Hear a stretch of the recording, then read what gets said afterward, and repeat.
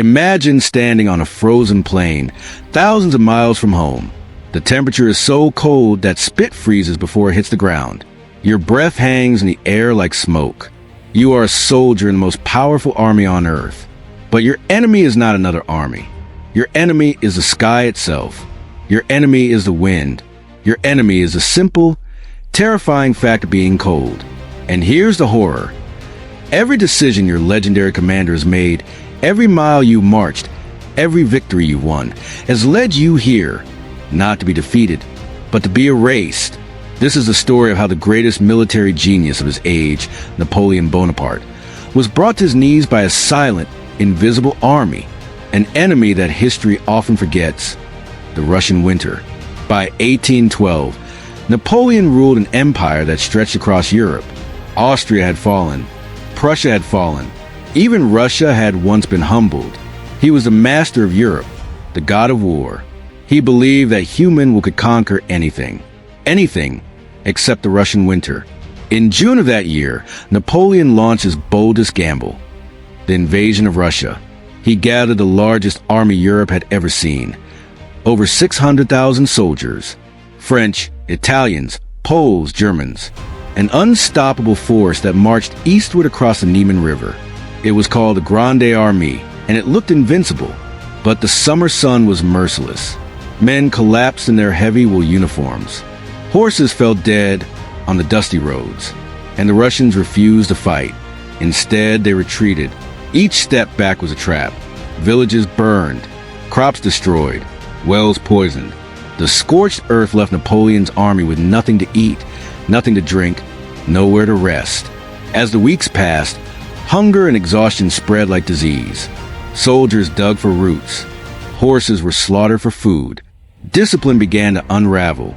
Yet Napoleon pressed forward, believing that one great battle would bring Russia to its knees. When he finally reached Moscow in September, he expected victory. He expected the Tsar to surrender. Instead, he found a city abandoned, and then it burst into flames. For 3 days, Moscow burned. When the smoke cleared, there was nothing left to conquer. Napoleon waited in the ruined city for 5 long weeks, hoping Alexander I would beg for peace. No messenger came. The only thing that came was the cold. The retreat began in October. Too late. The first snows fell. Then the real winter arrived. Temperatures plunged to minus 30 degrees Celsius. Frostbite blackened hands and feet. Men who sat down to rest never stood again. Soldiers stumbled like shadows, their breath freezing in the air. Hunger became madness. Men boiled horse bones for broth.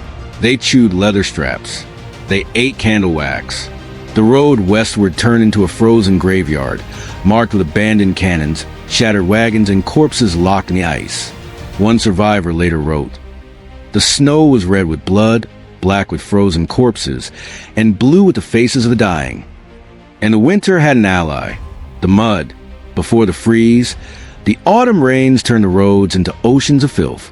Cannons sank, wagons vanished, men drowned in pits of mud. The French advance slowed to a crawl, sealing their fate when the snows came. The Grande Armée was no longer an army. It was a mob of starving ghosts. Fewer than 100,000 men staggered out of Russia. Over 500,000 had entered. They did not die in battle. They were consumed by hunger, exhaustion, and cold. Napoleon abandoned them and raced back to Paris, desperate to hold on to power. But his legend was broken. The myth of his invincibility lay frozen in the Russian snow. And the most tragic part of all, it was not a new story. A century earlier, Charles XII of Sweden had been destroyed by the same winter. A century later, Hitler's Wehrmacht would suffer the same fate. The warnings were written in history. But arrogance is blind. These leaders looked at maps and saw land to be conquered. What they failed to see was a climate, a force older than any empire, a weapon more powerful than any army. So what truly defeated Napoleon? The snow and ice, or his own pride? The weather was the weapon, but it was hubris that pulled the trigger. The Russian winter does not fight. It waits, and when arrogance comes, it erases.